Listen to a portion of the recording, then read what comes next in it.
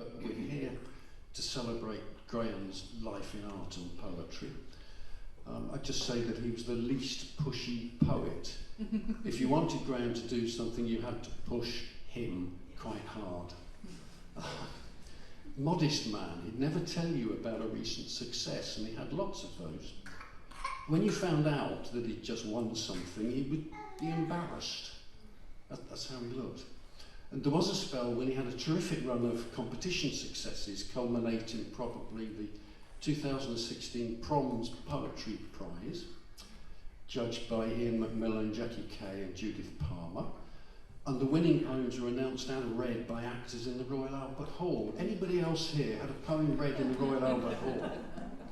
Forest of hands, no. Graham was the reluctant chair of More Poets for 7 years, wasn't he, Pat? He was the 2012 Poet of the Year in Canterbury, his hometown, and a Fellow of Hawthornden in Scotland. And he did spend an awful lot of time racing about the country from one poetry event to another, especially in July, when Ways with Words always clashed with the Ledbury Festival, always. So he'd be up and down the M5 like a dingbat. Did anybody else drive with Graham? Yeah. It's like a physical thing, gear change. But that's how he was. Yes, cornering like a mad biker, I wrote here. Sort of left-hand bend. Yes, exactly. Every panel on his car was dented, that's no coincidence. Unique parking style. But he loved all that rushing about. He used to moan about it, but he loved it. Locally, he claimed, Graham said, he had his own personal seat in the Barnes Cinema at Dartington. F14, I believe. That's what he claimed.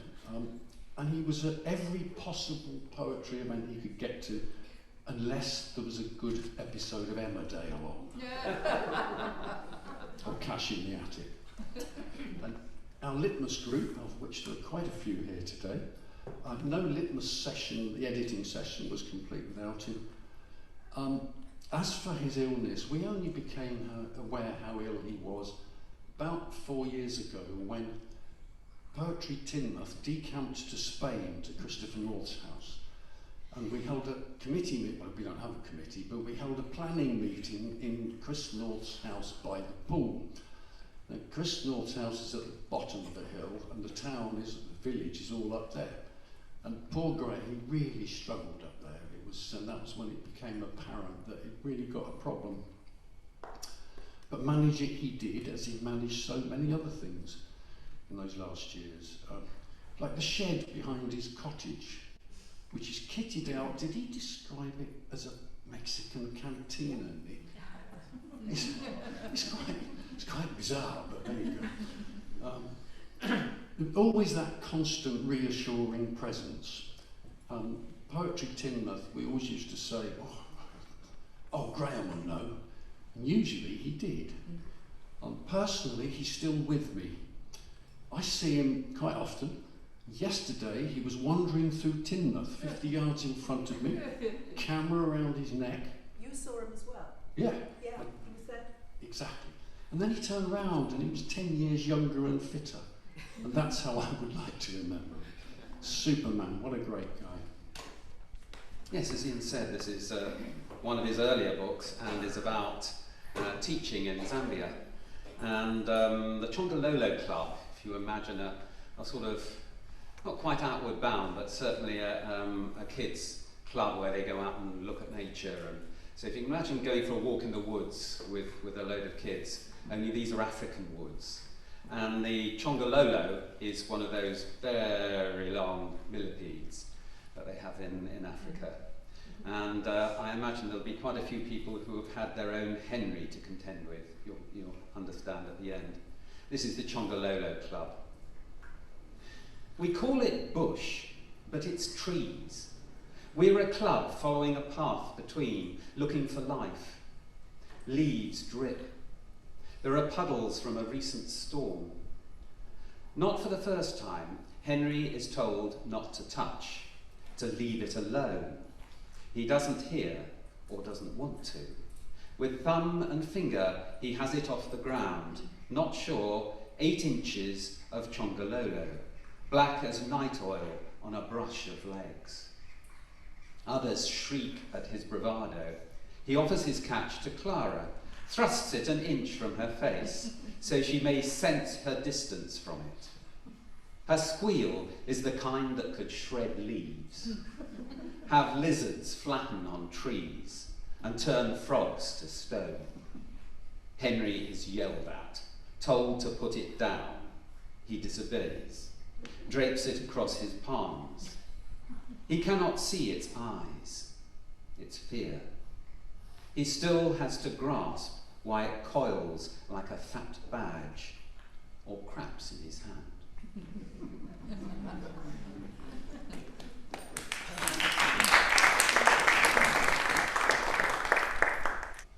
I first met Graham either in 05 or 06 at the Ledbury Poetry Festival, and we were waiting for a reading to begin in the Burchell Hall, and someone dug me in the back, and it was a friend of mine called Ruth Borthwick, and I turned around and she said, "I want you to meet someone," and that someone was Graham.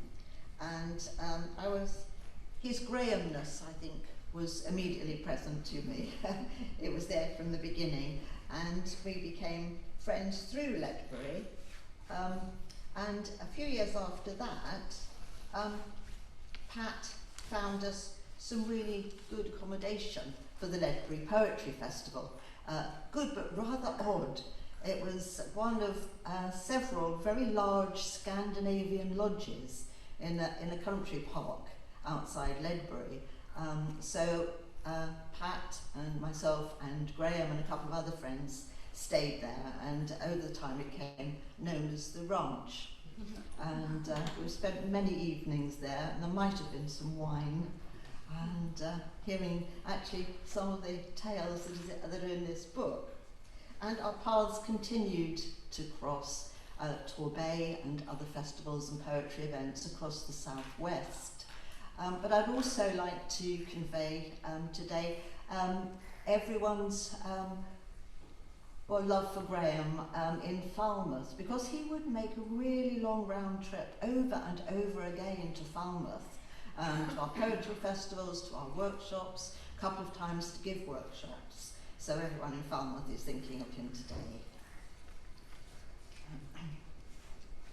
And so I'm going to read another poem from the Chombololo Club.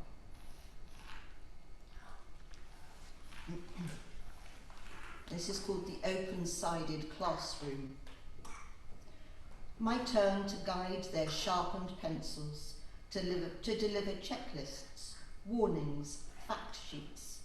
Hippos eat the fruits of sausage trees.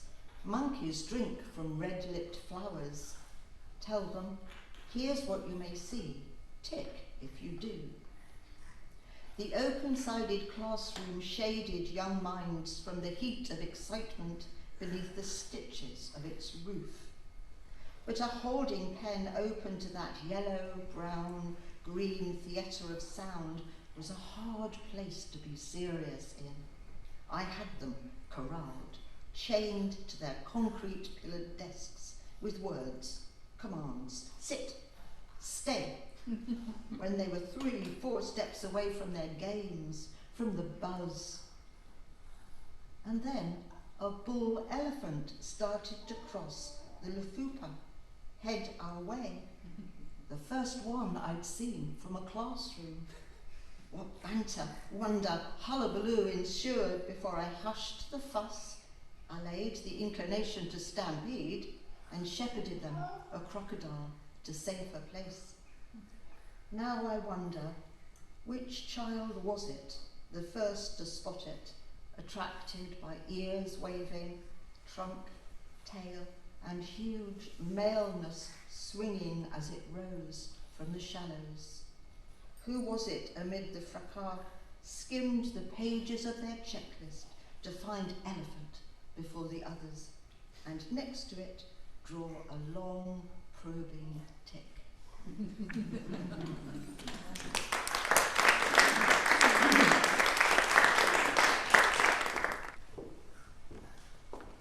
said to Graham, "Oh, you've been to Zambia too."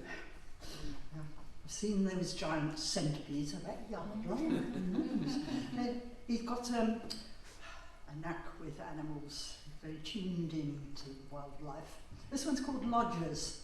When he came back from a trip abroad, I presume, came into his house and found there were residents. It's called Lodgers. "Welcome, obsidian-eyed chestnut mouse. Thank you for droppings in the house while I've been away. Thank you for greeting me from the kitchen floor after I came struggling through the door with my heavy case. Thank you, common wasps, for choosing my lean-to utility room to build your nest while I turned my back. Your paper lantern additions above my tray of best homegrown onions added character. No, really, to dull space. Thank you, colony of pipistrelle bats, for finding a use for the hole under the roof at the side of the house. Stays as long as you want. No excuse needed as such. You add a certain Gothic touch. In fact, thank you, all my lodgers, present and past, the hedgehog in the bedroom, bat in the lounge racing round a 60-watt moon, the neighbours at Pugs, blue bottle thugs head-butting glass, the slug who liked to prick-stick a wall, and the garden spider, legs up to her armpits, silently mouthing, "Hello, could you help me?" from inside the bath.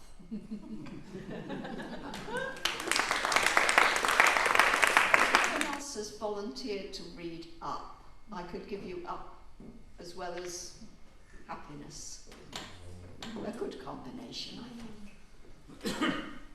This is one of Graham's iconic poems that I'm sure many of you have heard before, but also one I think a lot of us have great sympathy for. Up.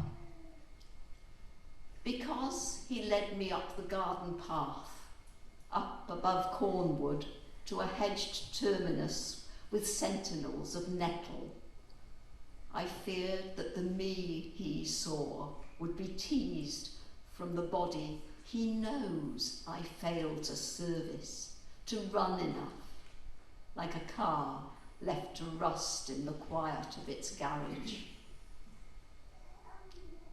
We managed a stile, a horse field, plodded a lane, followed a track to a creaky gate, and climbed beyond farm buildings, tired too, it seemed, of being up. Up past a free-flowering buddleia, kissed by a silver-washed fritillary and its nymphalid chasms. Up until it looked hopeless. We'd expected a wood or open moor, so we retraced to a car still cooling its engine, took the road to the left, crossed a bridge, and swayed between maize-high hedges. There was too much up to talk, just heat, heart thump, campion, and grass growing through tarmac. We turned north to a path that became dry scatter, leading us up until we did come to open moor, a rising, treeless field full of flowering gorse, bombed with granite boulders in some ancient Olympian war. I found one to sit on, had coffee and chocolate. We could have driven up, I said. He nodded, pulled his rucksack onto his shoulders, asked if I was up for it. Everything the underside of his boots touched inclined. Yet still I followed, up over Rock Tor, not really a tour at all, and he pulled ahead, grew smaller. The me inside my struggling body just there to feel its pain, set challenges. Just get as far as that flat rock. I was going to make it. He was already there, hand on hip, king of the castle, looking down on me, knowing I wasn't physical. 40 years before, he had had to show me how to kick a football, to keep it low, to get it to go under a goalpost. Yes, he tried hard not to pose, while for me, the last steps to Pen Beacon's great cairn burned in my blood and joints. I touched the placed stones, felt how cool they were, stepped into them, reached for the highest, released my frown, smiled at the sky, smiled at him, knowing the only way from there was down. And this is echoed, I think, by the last poem in this book, which is Cottage Pie. Happiness could be waking early, a brief snatch of wakefulness in which I witness a bright morning, the unsustained reward for early risers, worm catchers. And before common sense floods in or clouds bloom, I might be tempted to get dressed, to go and bathe in it, wallow in shafts of sharp-angled light and stretched shadows that exaggerate and wrap over the higgle and history of shapes around here.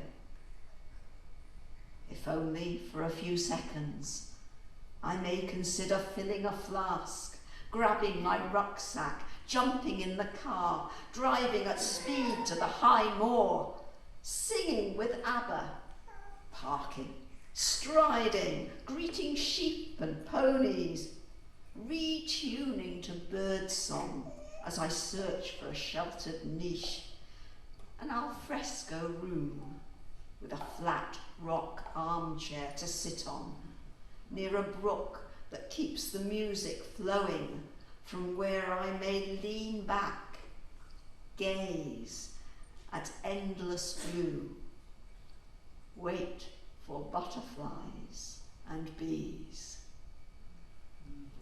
and sip my tea. Thank you. I'm reading this after that because Graham in 2019 was part of a group of more poets and a Totnes-based group of artists called Markmakers. And we spent the best part of certainly the spring and summer working together, both inside and then going up the river, going on the moor in various places.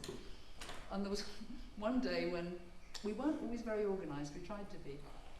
There was a group meeting at the River Dart near Newbridge, so people could park and walk along the river and all meet at a certain sort of big flat rock beside the horseshoe falls and the big pools. And the artists decided to get there early, so they went there early, painted, did their thing, and then went home for lunch. Graham came along at the appointed time, and there was nobody else there. So he sat and wrote poems about the river, and that painting there is one of the paintings that goes with a poem called Quiet Green Fireworks on the 4th of July. And we were working so that the artists, so two lots of artists responded to Graham's, this poem, and two other poems, and we had an exhibition in November. I have a bit of recording of Graham reading his poems, but unfortunately my phone kept running out of battery. Only had a little bit.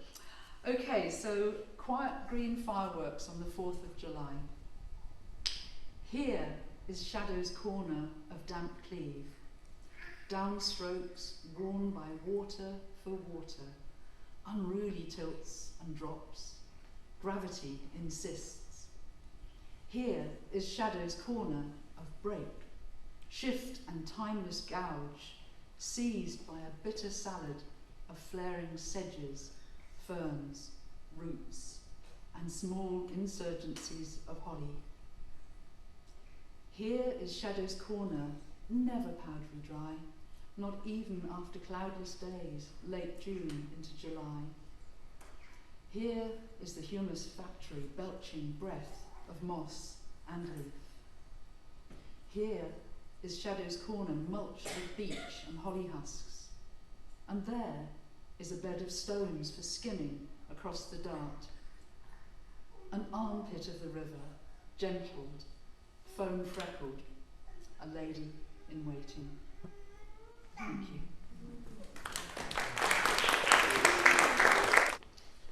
This one is also from the Cottage Pie, and I chose it because it seemed very seasonal to the time we're in now, but also it says something to me about Graham's spirit as well. And it's only a small poem. It's called Hanging On. It's September. There's an hour of it still, heaped with night. I cling to how it has been, magical light, unexpected dryness, lingering warmth, persistent flowers. Autumn with summer snagged in its hem, like an old man with bright eyes. Inside of his wreckage, he's a boy of 10. Thank you.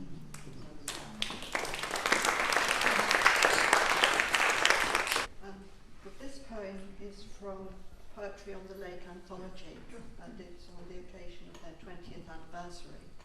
And Graham was a regular at Poetry on the Lake, and we were privileged to go 2 years with Graham. So, and it was wonderful spending those days with him, and he loved Orta so much, and it was great. And Orta it's not a very big lake, and it's got very steep sides, and looking across the lake there is a little white house and a church up there. And this is Graham's poem, Above the Lake. She lives alone in the house with a bell tower, a bell that never rings and many rooms.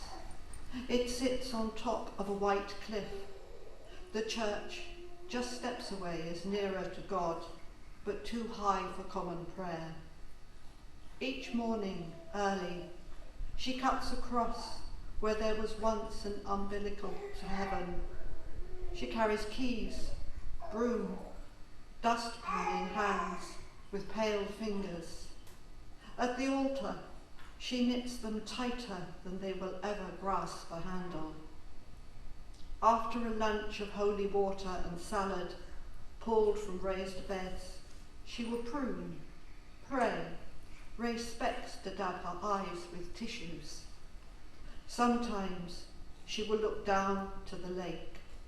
She'd like to smile, but knows that its beauty with its island heart is not quite real.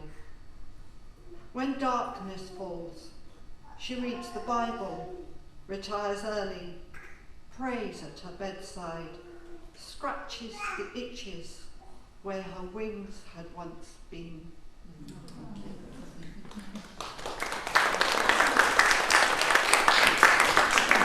A lot of you who were at Graham's funeral will have heard this one before. I was quite lucky that day. They didn't actually tell me it was the last poem he'd written, because I think it would have been much, much harder to read at that point.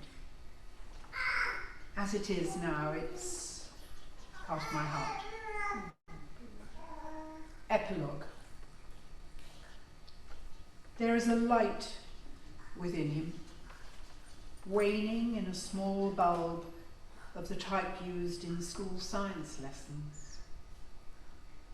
There's nothing he can do or take Nothing medical practitioners can suggest to restore its former glow or stop its extinction. There's a pinprick of light within him, waning. Short intakes of oxygen help. It's not a good time to die. The grown-up people of the world wear masks like sad bandits. Isolation with AstraZeneca in the arm seems the way to keep breathing.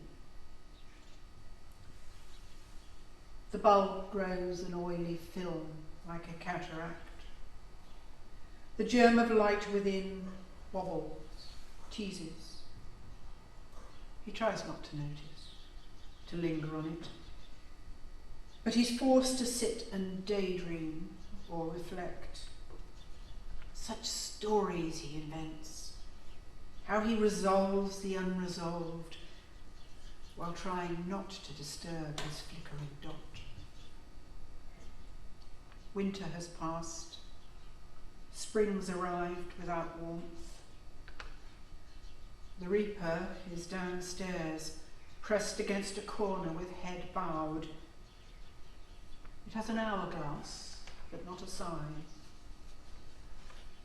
Every now and then it raises its head. Light sparks out and bounces back. Not yet, he says. He feels well, sunk into his recliner, head among some clouds. He's bathed in weak sunlight, remembering the same with a whip of salt wind when he ran towards the sea on a stony beach in Whitstable 60 years before, with an ice cream and a glow, when all the people in his world were there. Parents, siblings, grandparents, uncles, aunts and cousins, all smiles and shiny. He hardly feels the drift into eternal sleep. Lungs and heart can bear no more. His bulb is engulfed in darkness. The reaper's hourglass spills last grains. A hand reaches, leads him on, leaving just the husk behind.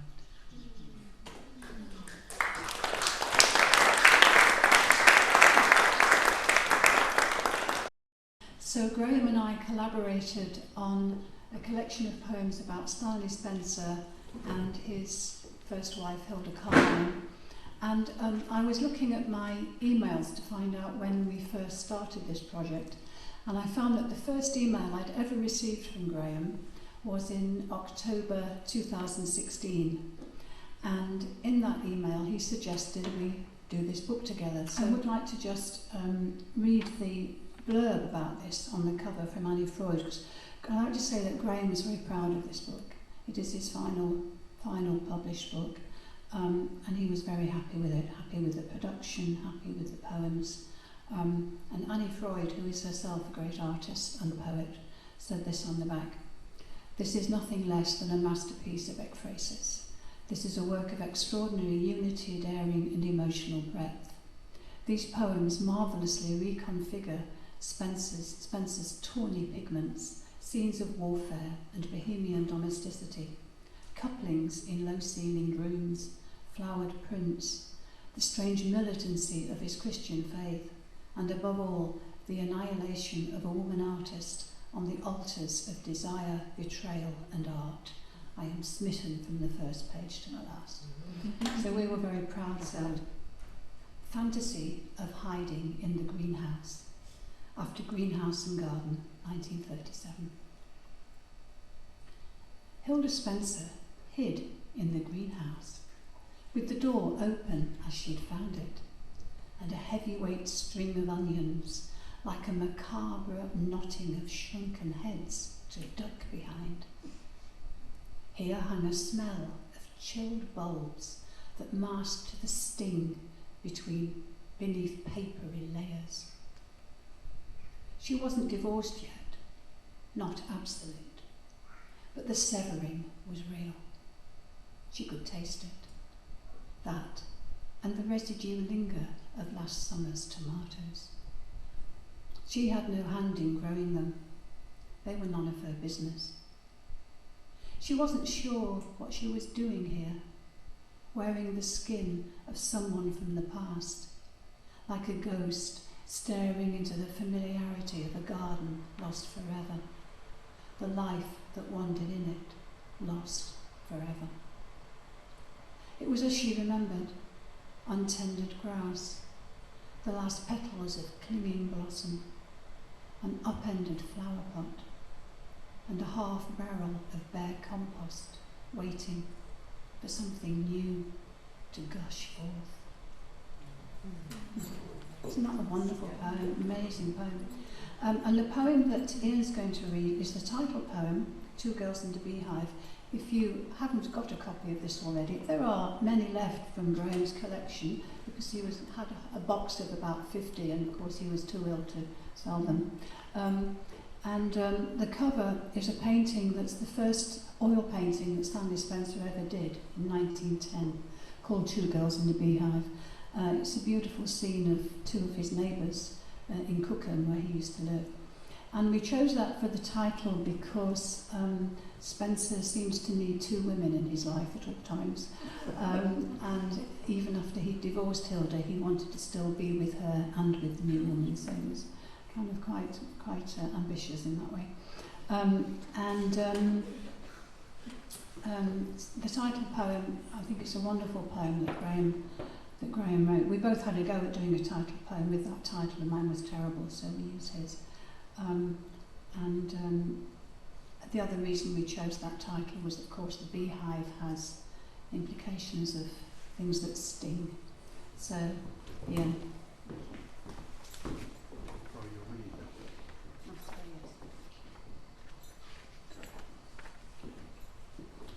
Do look closely at the cover of the book. There are things in this picture that you'll only see if you look closely. Two girls and a beehive.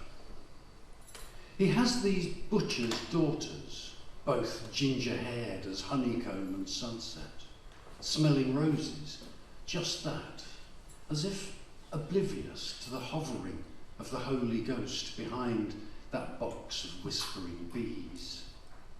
He loved them both, these Worcester girls, dressed them in shades of privet green, gave them an evening glow and posed them on puddles of light, the last gold lily pads of the day.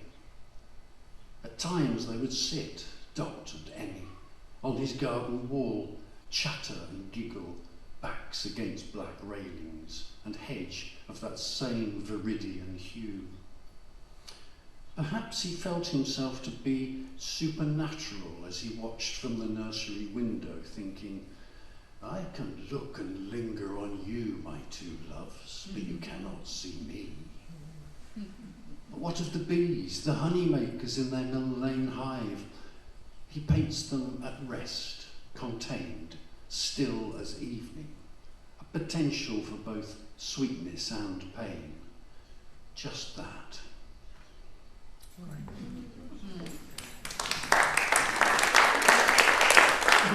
We're going to read some poems now which have been written by people in memory of or in tribute to Graham Burchell.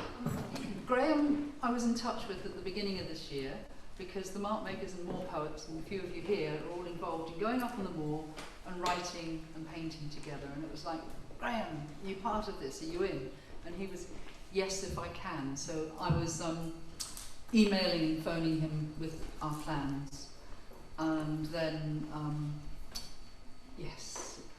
So this is called Feast. It was written on the 25th of May this year to Graham. Almost a full moon, you almost made it to the moor. So instead, we, a triad of poets, carried you there. Sprays of tormentil strewed the path, tiny suns glinting on the climb to bench tour.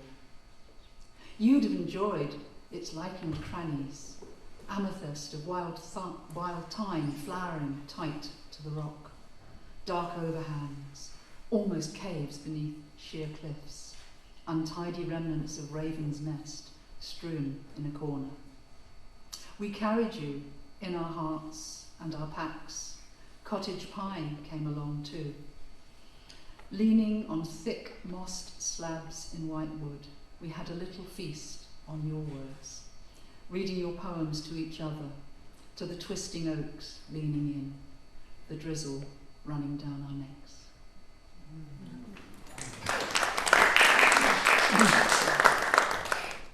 Some of you know that a few years ago, 5+1, in other words, the Burchell Committee and I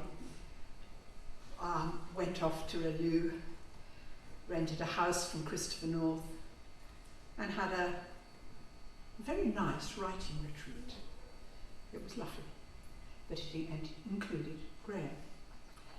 And as somebody said earlier on, I think it was Ian,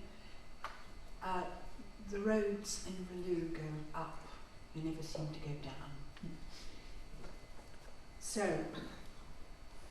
Graham has joined the ghosts that sit on my shoulder, whispering, humming, laughing to themselves, the ones that will never leave me. There he is, puffing up the hill in Relu to the village square, a steam train that must keep going, for if he stops, he'll never start again. Now he's leaning against the railings near the church of San Pedro Apostol as we stroll up the cobbles, giving him time to master his breathing, to ready that smile that says, I got here first.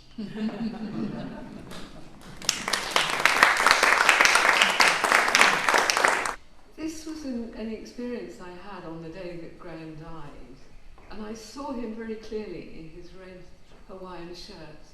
And then when I arrived at the funeral, there was a picture on the coffin of him in that shirt. And I found out that it was the shirt that he was actually cremated in. And so I feel quite touched by that.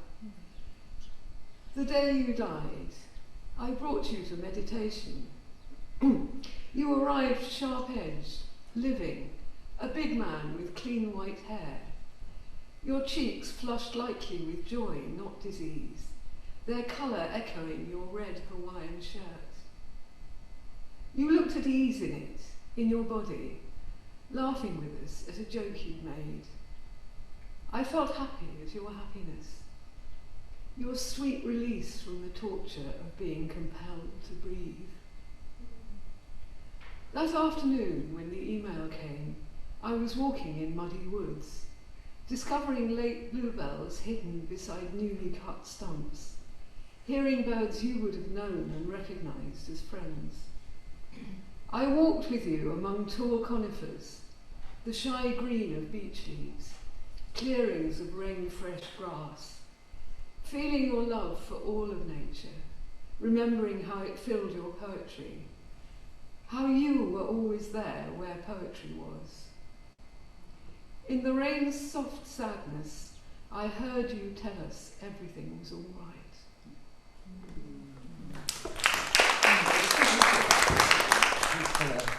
Graham was definitely partly known for his clothing. First time I met him was at an event in Torquay at the Blue Walnut, and he was wearing this jacket, this sort of Texan jacket, I suppose, you might describe it as. And this poem is called That Jacket. I knew about them, of course. I'd seen them on Tonto and John Voight in Midnight Cowboy, but never seen them in the flesh or the buckskin. I assumed the fringes served a similar purpose to the corks on Aussie hats, only here they kept the flies off your chest. Turns out you weren't Texan, but from Kent, turned Lone Star. You'd been all over Zambia, Mexico, Rattery. In all that travelling, you kept your head, your hair, set down many things. Wherever you have been, you remain a lone star, never on the fringes. Go well. to Graham directly, but it is one that seems to me to suggest his spirit of self-contained, calm self-containment. And it was something that resulted from an ekphrastic workshop that he kindly led for the Moor poets, in which he used as a stimulus paintings by Lowry, one of which was the well-known Man Lying on a Wall, in which he asked us to imagine the perspective from another position, which I did. And the man lying on a wall had to one side of him half of the top of a church and half of the top of a factory, so that I thought from the other side of the wall he was lying on there might be a considerable drop and distance down, so I thought I would write from that perspective. So this is the man lying on the wall, a view from the other side. It alarmed me when I glanced up from my path beside the factory towards the church, glanced up by chance and saw stretched out full length on the wall a man suspended, as it seemed, in space above a plunging drop. I shut my eyes and looked again to verify, but there he was outside the frame of usual or possible. Down here I felt helpless, small, while others passed me by, heads down and heavy-footed, never looking up. Was it only I who saw him there? I wanted to call out, but no, too dangerous to startle him and make him slip. Had he reached a path he couldn't take? Were obstacles too large to overcome? Was he balancing, precarious, between his life and the unknown, sought the release of nothingness, one foot on the edge? But no, he was not balanced nervously, nothing desperate about him there. Indeed, he looked quite calm, just like a recumbent king or bishop in the church ahead. At first I feared for him and then admired his careless fortitude, the simple stepping off the tracks, the lying down and staring up, oblivious. And all around me, people hurrying with bowed heads, clumsy-footed, dragging their bags, their little dogs, seeing nothing but the ground, while he stretches out above them, staring at the sky, shoes pointing up, floating on the drift of his poised cigarette, away from rush and hurry to another place.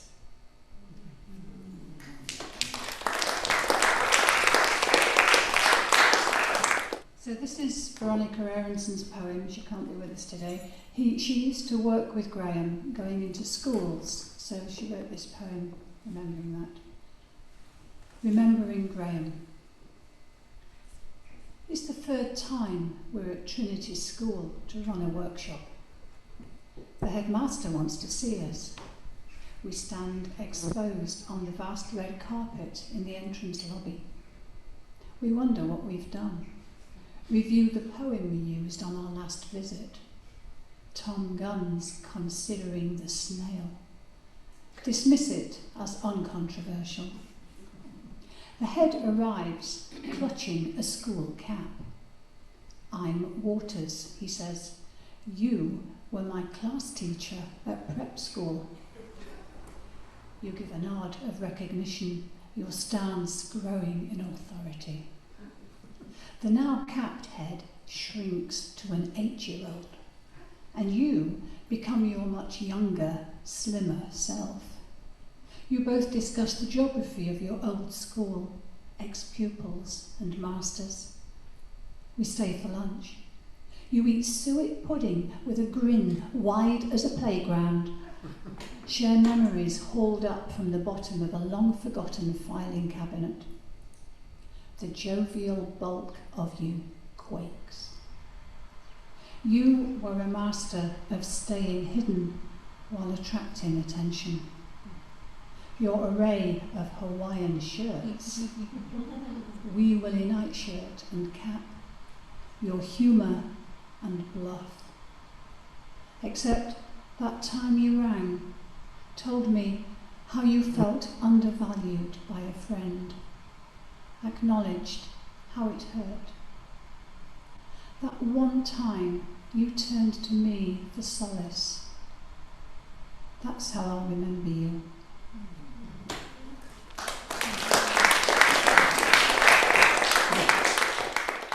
This is another dream poem. Weightless, for Graham. I dreamed about you the other night, for the first time ever. You were there all right. I held a pack of cards in my hand, was looking at them, not you. But my dream was soaked in you, like marsh bubbling underfoot. Weightless, you laughed. Just the one word you said, and I looked at the card in my hand. Weightless. A laugh in your voice. You were a big man. And I saw how that one word changed everything. Air charging itself around that word. Hearing you smile, knowing yourself afloat. And I knew you died. What a surprise. What a shared joke. You becoming light. Thank you. While listening to these poems, I think Graham must have been quite busy those few days after he went. Because he's been to see many of us. The few days after he did leave us, I had a very, very strong sense of his presence. And so I wrote this. From a worldly setting for Graham. When I sense your presence those first days out of your body, I want you to be an oracle, to tell me what it's like in the hinterland. Do you stand in the ruins of a stained stairwell? Do you feel you've lost your keys but still belong in the building? I want you to uncork the mystery, to share that hybrid state, half shoulder, half wing, as you dip into the wisdom between lives. Perhaps become party to the first word man ever uttered, and what will be the last. Is it true we find what we expect in death? Those final months, while you readied yourself to return to smoke, were you preparing to meet your wife and unborn child, stolen from you while you slept? I've often wondered if that grief, unparaded like all your feelings, was what slowly stole your breathing too. But now you're buoyant, resilient, your soul commanding, tangible, full of your old lift and light. And though you're as scrupulous in your silence as your words, there's no doubt what you want to convey, that this is better than you'd expected, better than anything you'd taken death or God to be, that Walt Whitman was right. Death is different and far luckier than you suppose. Even when you leave, snatched away perhaps before you can share too much, the room holds its joyful intensity, as if you'd happily bequeath more. Then I reread your poems for their prescience, half-hidden clues that rise like the almost visible spires of a city that has slid into the sea. I remember the night you travelled cross-country for the launch of my book.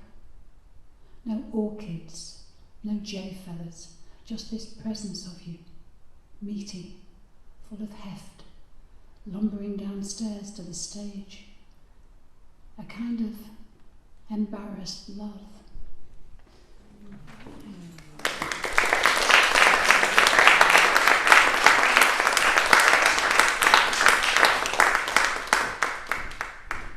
Gosh, haven't we heard some amazing poems? Absolutely fabulous, just love them.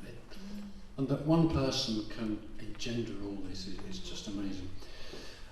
My contribution. Residual images. Now it's only us, one down, no substitute to fill those shoes. But in this hush, do you still see him? How he leans on the lectern, other hand on the page, picking out the line. And that familiar moustache, the lockdown beard. Residual images, what sticks, what clings, like the imprint dusted on your window where a bird flew into it. Don't clean the glass, but let it linger, understand how it came to be. Sorry, mate, time's up, show's over. Even while the audience was wanting more. Encore, encore. But the spotlights faded. House lights lit what was left. And one of us will be the last to leave. Will turn, look down to where the poet stood. A single pencil beam on the lectern. No one leaning there. And above the doors, those dim green signs now say, exit and remember. Thank you.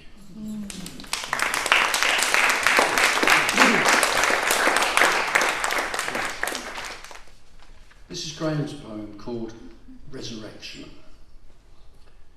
I know they ashed my flesh, milled my bones, sealed the flower of my body in a casket, and buried it out of sight on the north side of the churchyard, to be half-sunk flotsam, caught in a wave of tombstone boys, whose tip and sway through the calm between tempests cannot be measured by those who disposed me to memory. I know it was October. I was ashed, but still here. On a moonlit night I crawled out, feeling damp turf against toes, knees and palms that I no longer owned. I sensed without discomfort a chill washing over skin no longer worn. Tongueless, I tasted the air, the turn of leaves about to drop. I know I was not alone. Others came out of the earth, looked skyward. There was light, birdsong, voices. One brushed dirt from clothes with fingers long since whispered to dust. Here stood the assured and the confused, leaning on lichen-crusted markers of their mortal lives. I know one had his old moon face buried into folded arms. Others, dressed in the way of their day, greeted like old pals across the gap, a spark between their eternal bed and the next. Many, like me, were naked. Perhaps we were the burned ones, alternative members of the same occasional club. I know a young man in a white collarless shirt reached out a hand that was once his own. His other pointed to stone-carved words. Charlie, who fell asleep in 1919, in his 17th year. He blinked, not at my nakedness, we didn't care. And I know in a faraway voice he said, I believe this is your first. He had a way with words, that man, didn't he?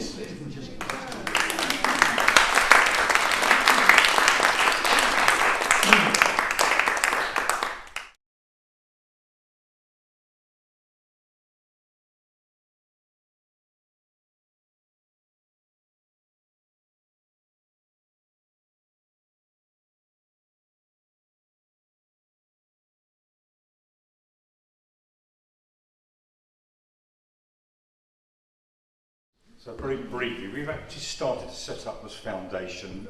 It's in its early stages. We're kind of starting to register it. We've got an account now that the funding will go to. From Graham's wishes, the foundation will support the more elderly poets. He said the younger poets get too much. So. Obviously, we need anything from any of the stuff that we auction off, or any of the books or anything that we sell will go in there initially, and then we'll look at other ways of actually to bringing monies into the foundation. Then I'm suspecting that we'll come along to Ian, engage with Ian as well, and maybe some of the Poetry Society to decide in a sort of committee event how we're going to spend that money and get the best out of it. But the whole point is it'll kind of move on with his memory as well, and make use of some of this sort of thing that I know that he would love to have seen going to this sort of furthering this sort of his discovery of poetry. The other thing I might mention that there is going to be a poetry book, I believe, published.